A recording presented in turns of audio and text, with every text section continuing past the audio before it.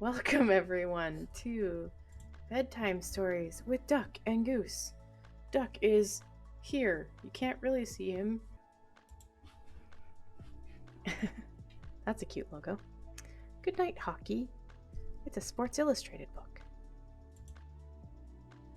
In the heart of our town, in the snow, in the cold, is the home of our heroes, daring and bold.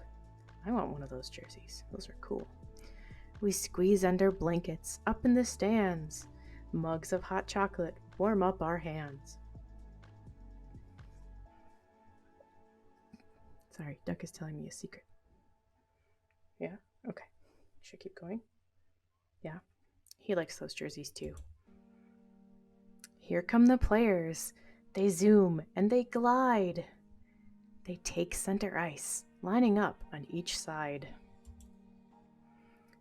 The puck drops, sticks and skaters collide. A slap shot, the puck sails out wide. Ooh, that was close. The players zig and they zag. The puck flies like a rocket.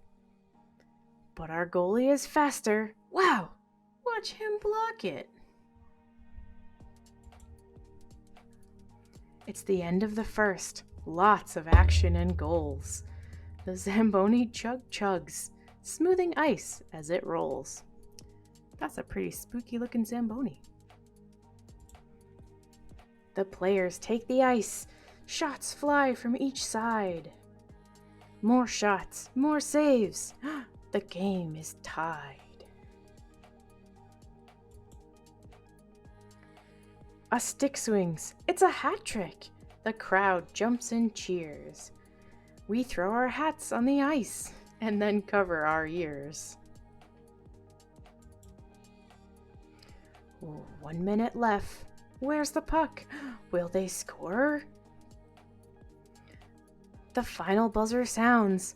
Our team wins. We roar. It's a game to remember, but it's chilly and late. We all say goodbye as we head toward the gate. Good night, ice. Good night, ref. Good night, stands and the fans who have left. Good night, players. Good night, snow. Good night, moon and the arena aglow. I thought the arena was outside. Good night, friends in the cars driving by. Good night, stars in a wintry sky. My nose is tired. Good night, Mom and Dad. Good night, team. Tonight is a night for my own hockey dream. The end. Good night, football. Another Sports Illustrated for Kids book. It's the end of the week and the best of all sights. Beneath the night sky lies a field of bright lights. And the bleachers are full for a very good reason. Oh, there we go. The big game is tonight. It's football season. The big band plays and the cheerleaders shout. And everyone cheers as the team runs out. The fans are excited. It's time for some fun. Then a whistle, the kickoff, and the game has begun. On 3rd and 1, the ball is snapped, but the defense breaks through and the quarterback is sacked. He shakes it off and gets up. The crowd yells, "Hooray!" And then the team huddles up and discusses a play. The quarterback drops back and lets the ball go. It sails through the air. Oh, what a throw! Oops. A receiver breaks loose and stands all alone. Reaches up, grabs the ball. He's in the end zone. The teams trade possessions. Up and down rolls the score. Then a long run wins the game. Hear the crowd roar. What game, what a night. Good night, players. You fought a good fight. Good night, coaches, as they shake hands. Good night, cheerleaders. Good night, band. Good night, bleachers. Good night, fans. Good night, field and concession stands. That's the best part. Good night, mascot. We'll come back soon. Good night, goalposts. Good night, moon. Good night, helmet and my favorite teams. Good night, football. Good night and sweet dreams. Good night, football. This one is called 3 Little Words, inspired by the film Finding Dory. 3 little words. Hooray! It's a big day! You're off to sea. You're on your way. Wherever you go, whatever you do, don't forget these 3 little words. Just keep swimming, just keep swimming, just keep swimming. When you find yourself swimming all alone, just keep swimming. It's very hard not to sing that. When you arrive at a crossroads, look before you cross. Then, just keep swimming. When you don't know where you're going, keep your head up. You're bound to run into someone who can help you. When you don't know what you're looking for, just keep swimming. And when you do know, enjoy the ride.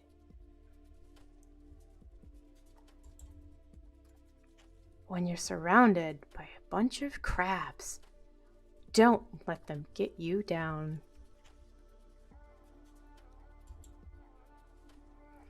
When you make a friend, keep him forever. Even the crankiest septopus has a heart, maybe even 3. When you discover your destiny, just keep swimming beside her. If you ever lose your way, just call out to your friends. When you find yourself all alone again, don't give up. Don't give up. Don't give up. Just keep swimming until you find your way. You'll soon discover dreams come true. And when you find what you're looking for, remember those 3 little words. Just keep swimming. Just keep swimming. Just keep swimming. Just keep swimming, swimming, swimming. The end. And it's Olaf's Night Before Christmas.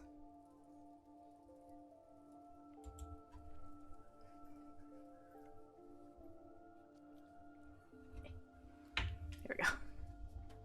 Olaf's Night Before Christmas.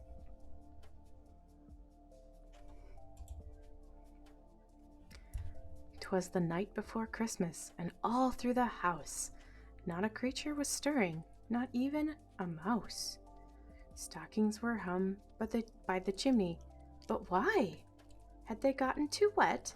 Were they left there to dry? Elsa was sleeping, all snug in her bed, while glittering northern lights danced overhead. Anna snored softly while I counted sheep, settling myself for a cozy night's sleep. When out on the fjord there arose such a clatter, I sprang from my bed to see what was the matter. Away to the window I tumbled and rolled. I pushed out the shutters, and brr, it was cold. A full moon was out, and it lit up the night, while snow flurries made the world sparkly and white. Then, grabbing an icicle, what did I spy? 8 little Svens, flying high in the sky. The Svens pulled a sleigh. There was someone inside. Could Sven and his Kristoff be out for a ride?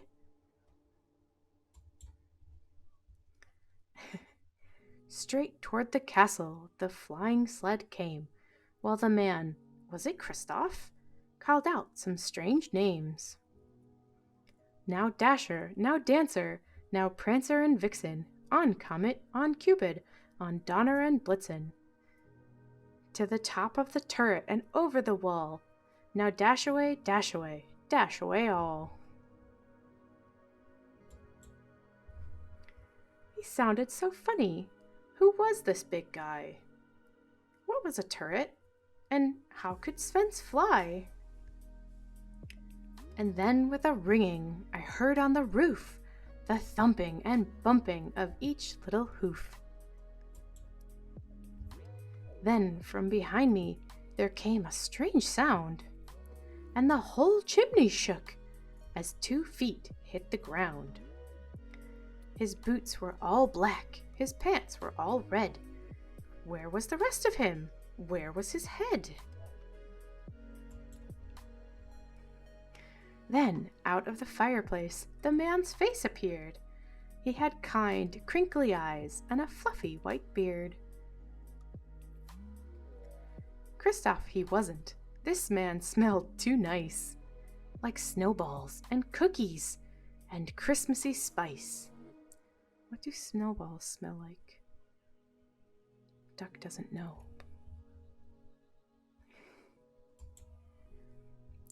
He placed a large bag filled with gifts on the floor. Was a sale going on at Old Oaken's big store? He brushed off his clothes, then began to unpack, pausing for a kroomkaka, left out as a snack. This stranger had presents for Anna and Sven, for Kristoff, for Elsa, for all of my friends. I reached for his coat and gave 2 little tugs and said, "My name is Olaf, and I like warm hugs." He turned with a start and then let out such a giggle. I had to laugh too when I saw how he jiggled. He gave me a hug, such a wonderful gift. Then he rose up the chimney, all lively and swift. Oh my gosh, I love the little Sven right here. So cute.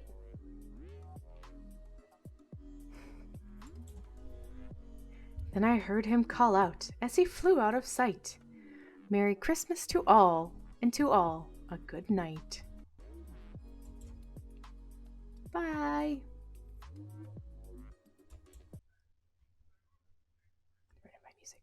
The Giving Tree by Shel Silverstein. He's one of my favorite authors. The Giving Tree. Once there was a tree, and she loved a little boy. And every day the boy would come, and he would gather her leaves and make them into crowns and play king of the forest. He would climb up her trunk and swing from her branches and eat apples. And they would play hide and go seek. And then, when he was tired, he would sleep in her shade. And the boy loved the tree very much, and the tree was happy. But time went by, and the boy grew older, and the tree was often alone. Then, one day the boy came to the tree, and the tree said, "Come, boy, come and climb up my trunk and swing from my branches, and eat apples, and play in my shade, and be happy." "I am too big to climb and play," said the boy. "I want to buy things and have fun. I want some money. Can you give me some money?" "I'm sorry," said the tree, "but I have no money. I have only leaves and apples. Take my apples, boy, and sell them in the city. Then you will have money, and you will be happy." So the boy climbed up the tree and gathered her apples and carried them away, and the tree was happy. But the boy stayed away for a long time, and the tree was sad. Then one day, the boy came back, and the tree shook with joy. She said, "Come, boy, climb up my trunk and swing from my branches, and be happy." "I am too busy to climb trees," said the boy. "I want a house to keep me warm," he said. "I want a wife, and I want children, and so I need a house. Can you give me a house?" "I have no house," said the tree. "The forest is my house. But you may cut off my branches and build a house. Then you will be happy." So the boy cut off the repositioning. There we go. And so the boy cut off her branches and carried them away to build his house. And the tree was happy. But the boy stayed away for a long time. And when he came back, the tree was so happy she could barely speak. "Come, boy," she whispered, "come and play." "I am too old and sad to play," said the boy. "I want a boat that will take me far from here, far away. Can you give me a boat?" "Cut down my trunk and make a boat," said the tree. "Then you can sail away and be happy." And so the boy cut down her trunk and made a boat and sailed away. And the tree was happy, but not really.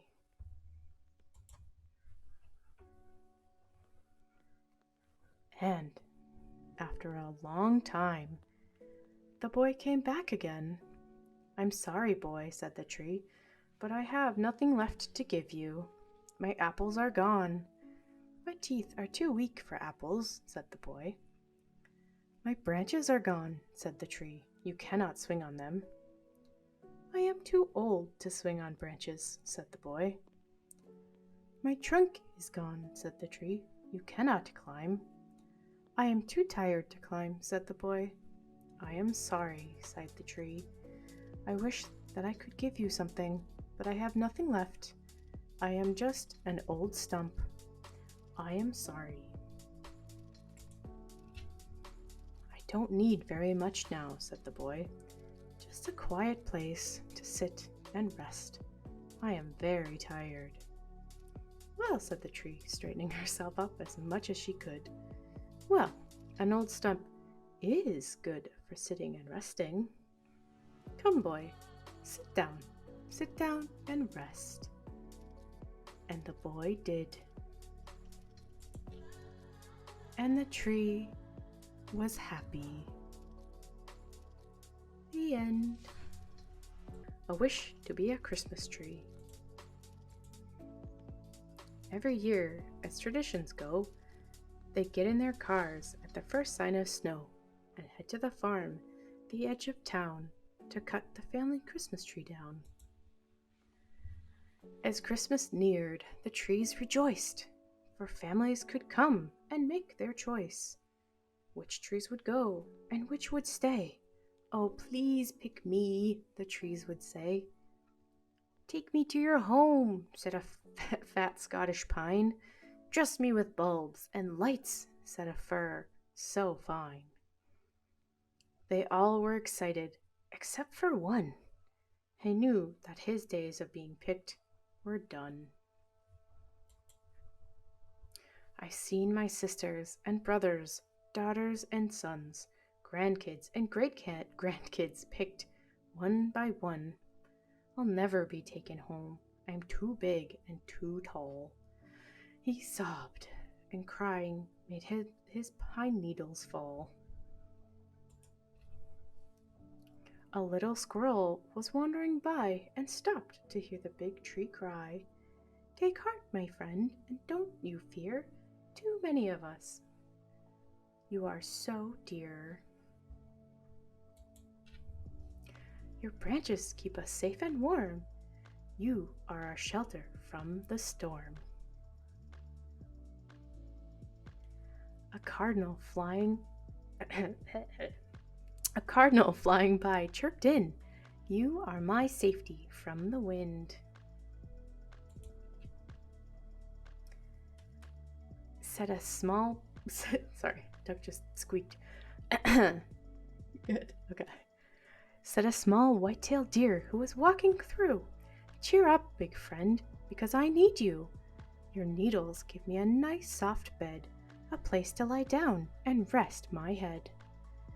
These things you say to me are kind, but nothing can really change my mind.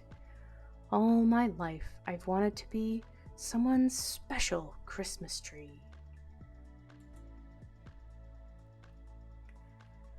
With that, he drew his branches in and closed his eyes to dream again, and wished that someday he would be more than just a great big tree. Fast asleep in dreams far away, he did not hear the little squirrel say, You will be our Christmas tree. Let us decorate you for all to see. Come, gather round, the little squirrel cried to the woodland animals, both far and wide. We need to act without delay to end our great big friend's dismay. He is our friend, this wonderful tree. Do you know where he would be without the special, or where we would be without the special things he gives? I don't know how we would all live.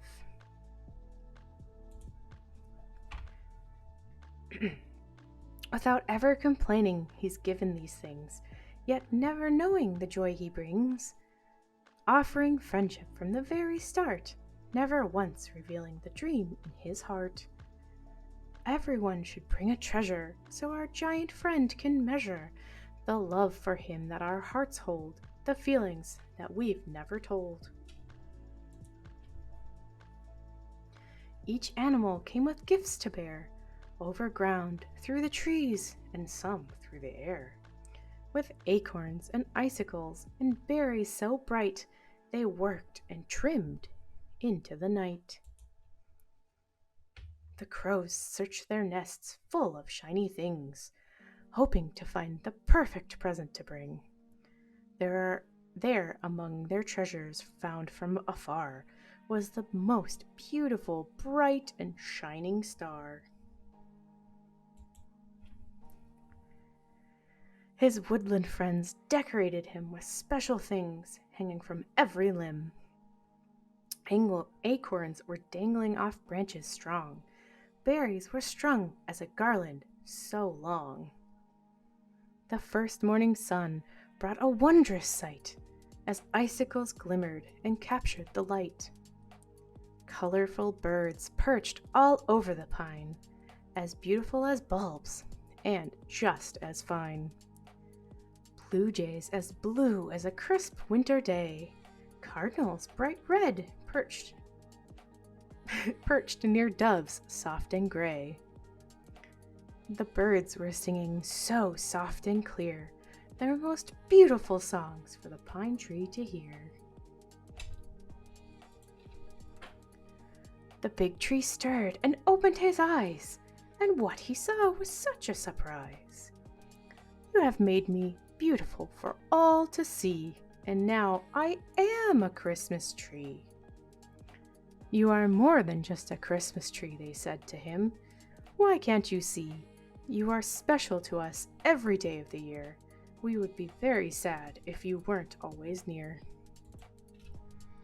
We're glad you stayed with us all these years, but we're sorry that it caused you tears. We should have told you the many ways you are special to us and brighten our days. Through winter and spring, summer and fall, you are always here to help us all. With that, they gathered round the tree, and suddenly the tree could see. It wasn't as important to be a Christmas tree, but to always be the best friend that you could be. And every year, to celebrate, they come together on that date to decorate from end to end the special tree that is their friend. The end. Olaf's Night Before Christmas. 'Twas the night before Christmas, and all through the house not a creature was stirring, not even a mouse. Oops, make it big. Stockings were hung by the chimney, but why? Had they gotten too wet? Were they left there to dry? Elsa was sleeping, all snug in her bed, while glittering northern lights danced overhead. Anna snored softly, while I counted sheep, settling myself for a cozy night's sleep. When, out on the fjord, there arose such a clatter, I sprang from my bed to see what was the matter. Away to the window I tumbled and rolled. I pushed out the shutters, and brr, was it cold. A full moon was out, and it lit up the night, while snow flurries made the world sparkling and white. Then, grabbing an icicle, what did I spy? 8 little Svens, flying high in the sky. The Svens pulled a sleigh. There was someone inside. Could Sven and his Kristoff be out for a ride? Straight towards the castle, the flying sled came, while the man, was it Kristoff, called out some strange names. Now Dasher, now Dancer, now Prancer and Vixen, on Comet, on Cupid, on Donner and Blitzen, to the top of the turret and over the wall. Now dash away, dash away, dash away all. He sounded so funny. Who was this big guy? What was a turret? And how could Svens fly? And then, with a ringing, I heard on the roof the thumping and bumping of each little hoof. Then, from behind me, there came a strange sound. The whole chimney shook as 2 feet hit the ground. His boots were all black, and his pants were all red. But where was the rest of him? Where was his head? Then, out of the fireplace, the man's face appeared. He had kind, crinkly eyes and a fluffy white beard, just like Duck's beard. Kristoff, he wasn't. This man smelled too nice, like snowballs and cookies and Christmassy spice. He placed a large bag filled with gifts on the floor. Was the sale going on at Old Oaken's big store? He brushed off his clothes, then began to unpack, pausing for Kroomkaka, left out as a snack. They are delicious. This stranger had presents for Anna and Sven, for Kristoff, for Elsa, for all of my friends. I reached for his coat and gave 2 little tugs and said, "My name is Olaf, and I like warm hugs." He turned with a start and let out such a giggle. I had to laugh too when I saw how he jiggled. He gave me a hug, such a wonderful gift. Then he rose up the chimney, all lively and swift. And I heard him call out as he flew out of sight, "Merry Christmas to all, and to all a good night." Bye. Good night, everyone. All right. Well, I'm gonna go and I gotta put Duck to bed. So thank you all for coming, and I will see you next week, if not sooner. Bye-bye, bye-bye. Thank you for coming.